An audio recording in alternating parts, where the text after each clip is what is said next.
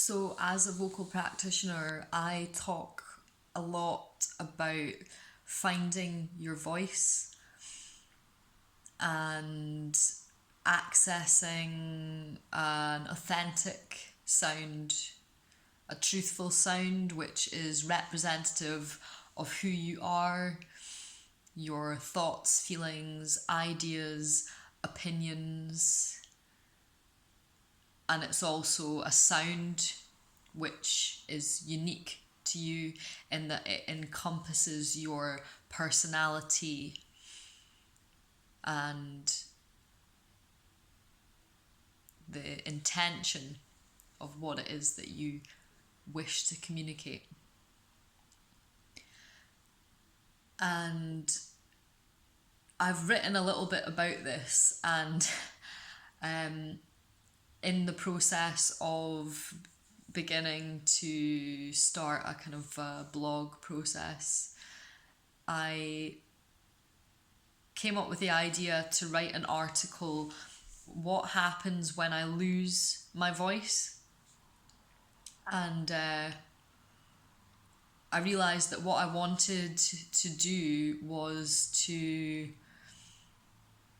give other people an insight into a kind of analysis of a personal experience from a vocal point of view, about what happens to the mind, to the body, to your energetic system when you lose your voice. And I guess what I mean by that is a literal loss of voice,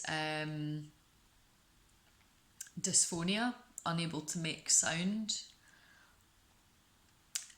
but also on other levels, on energetic levels, on emotional levels, on spiritual level, if you will, a disconnection from the internal voice, or from the drive to communicate, the ability to be able to communicate. And I managed to write a couple of lines about this, and I just stopped. As I was beginning to write, it suddenly hit me what I was dealing with, because of course I was writing from my own experience, my own perspective, and I wanted to relay that as clearly as possible, as frankly as possible. And the work that I do creatively and academically is holistic and it's multidisciplinary. So I wanted to ensure that what I was transmitting would be, to the best of my ability, a truthful account of what I believe goes on a physical level, on a mental level, emotional, as I've already mentioned. And I think I locked up, and there's perhaps some irony in that, or perhaps space being created for a deeper learning process to happen, where I actually was giving myself the time to go into a deeper analytical work and to examine myself as the subject. So any other creative practitioners out there will understand or resonate with the pains of justification of creative practice, or when you're asked to write about a piece of work, about what it means to you, but then also about what it represents, and also criterion for how it can be examined. And that is an excruciating process in itself, because it really forces you to take yourself outside of yourself with this lens, this projection of how you're interpreting the work, and if the work is close to your heart, which for most people that I know that are working in creative industries or creative mediums, it's absolutely a passion for them, and most will say that before they will tell you that it's to make money, because oftentimes that is a challenging art or commerce. That dialogue is always ongoing. But yeah, in this work with the voice, that adds another layer or another quality and depth to the difficulty with examining yourself and examining the way that you think your voice is interacting with your own psyche and then the external world. And I think I am at a point now where I have a lot of information to share, and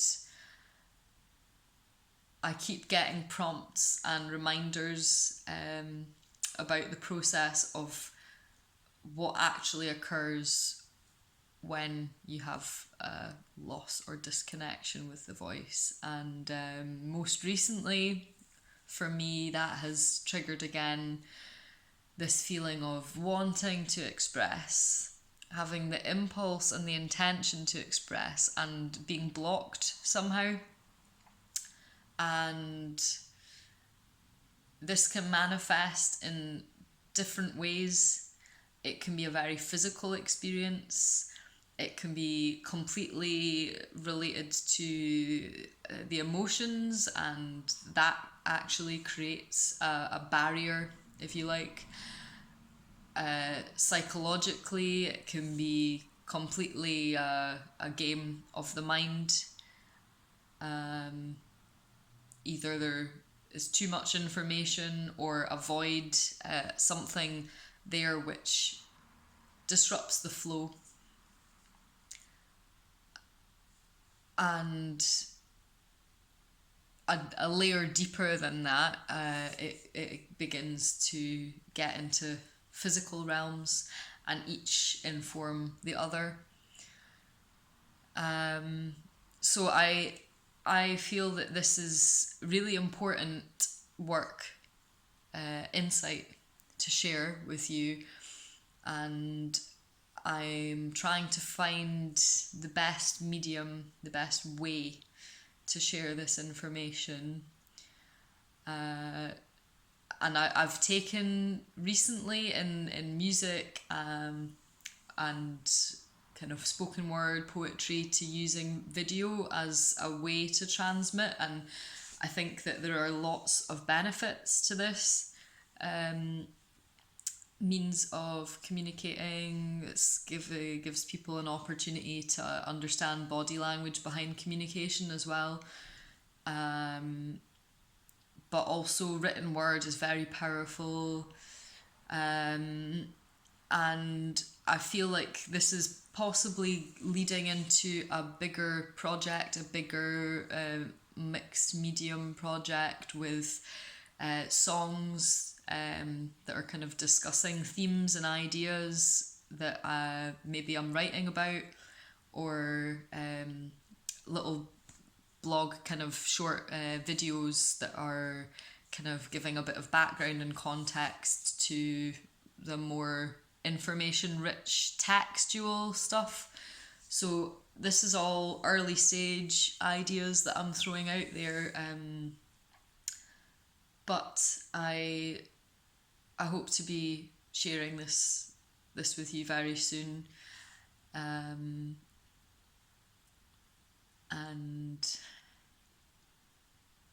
not only sharing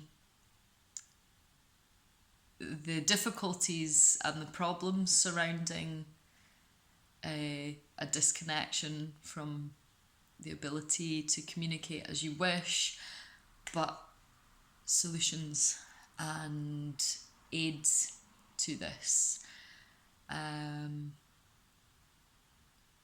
So I hope that this reaches as many people as it needs to, and I look forward to connecting with you again.